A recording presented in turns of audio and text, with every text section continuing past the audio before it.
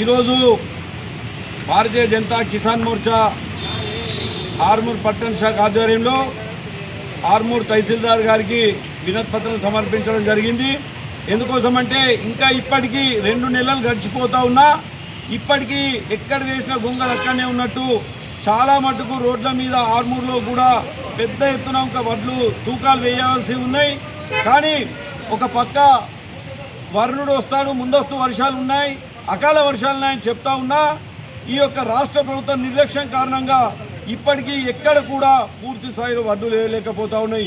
దానికి తోడు రాష్ట్రంలో మొక్కజొన్న పంట కానీ మరియు జొన్న పంట కానీ రైతులు పండించినటువంటి ఎక్కడికక్కడ జొన్న వడ్లు పూర్తి స్థాయిలో ఎక్కడికక్కడ 30% కంటే ఎక్కువ తూకాలు వేయలేకపోయినరు.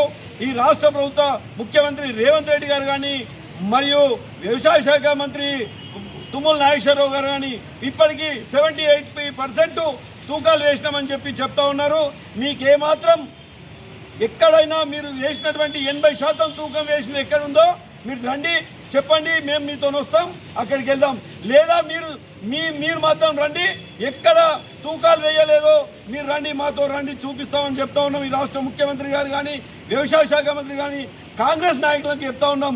మీకేమాత్రం ఇప్పటికైనా చిత్తశుద్ధి ఉంటే వెంటనే తూకాలు వేసి ఎలాంటి తరుగు లేకుండా ఎక్కడికక్కడ తాము ఇష్టం వచ్చినట్టు తరుగు మాత్రం లెక్కనే లేకుండా ఒక్కొక్క బస్తాకు 4 కిలోల నుంచి 6 కిలోల వరకు తరుగు తీస్తూ ఉన్నారు.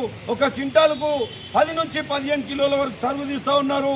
ముఖ్యమంత్రి గారు ఈ యొక్క తరుగులో మీకు భాగస్వామ్యం ఉందా అని చెప్పి అడుగుతూ ఉన్నాం. రైతులకు ఎలాంటి ఇబ్బంది లేకుండా ఎలాంటి తరుగు లేకుండా వెంటనే తూకాలు వేసి రైస్ మిల్లర్స్ పంపించవలసిందిగా కోరుతూ ఉన్నాం. దానితో పాటు ఈ యొక్క ఖరీఫ్లో మీరు యొక్క వానాకాల పంట 8 రకాల పంట వేయాలని చెప్పి మీరు చెప్పడం జరుగుతూ ఉంది. దయచేసి మీరు ఈ 8 రకాల పంట వేయాలనే దాని మీద నియంత్రణని దాన్ని విరమించుకోవాలని చెప్పి ఈ రాష్ట్ర ప్రభుత్వాన్ని డిమాండ్ చేస్తూ ఉన్నా.